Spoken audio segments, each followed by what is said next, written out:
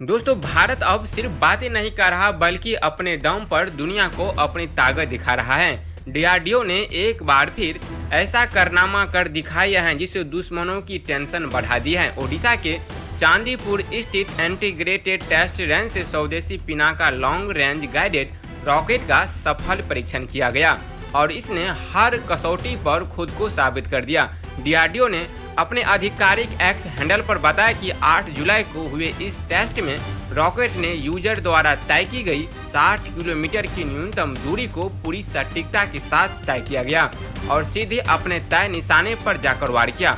उड़ान के दौरान रॉकेट ने वही रास्ता अपनाया जो पहले से तय किया गया था और लक्ष्य को बिल्कुल टेक्स्ट बुक प्रिसीजन के साथ भेज दिया। अब समझिए इसकी असली ताकत। पहले वाले पिनाका रॉकेट बड़े इलाके में हमला करने के लिए जाने जाते थे, लेकिन यह नया गाइडेड वर्जन दुश्मनों के किसी खास ठिकाने को चुनकर उसे खत्म करने की क्षमता रखता है।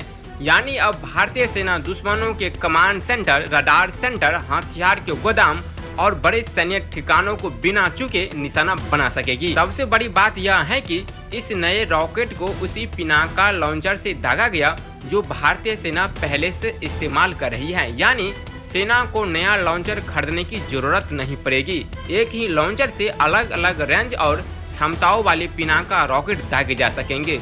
इससे युद्ध के मैदान में सेना को ज्यादा रफ्तार, ज्यादा लचीलापन और बड़ी ऑपरेशनल बढ़त मिलेगी। इस स्वदेशी हथियार को तैयार करने में डीआरडीओ की कई अहम लैब्स ने मिलकर काम किया है। इसमें ARDE, HERAL, DRDAL और RCIE की अहम भूमिका रही। वहीं इसके निर्माण में भारतीय रक्षा उद्योग ने भी शानदार योगदान दिया, जो आत्मनिर्भर भारत की मजबूती होती रक्षा क्षमता की एक बड़ी मिसाल है। गौरतलब है कि इससे पहले मार्च 2026 में राजस्थान के पोखरण फील्ड फायरिंग रेंज में पिनाका एक्सटेंडेड रेंज रॉकेट का भी सफल परीक्षण किया गया था।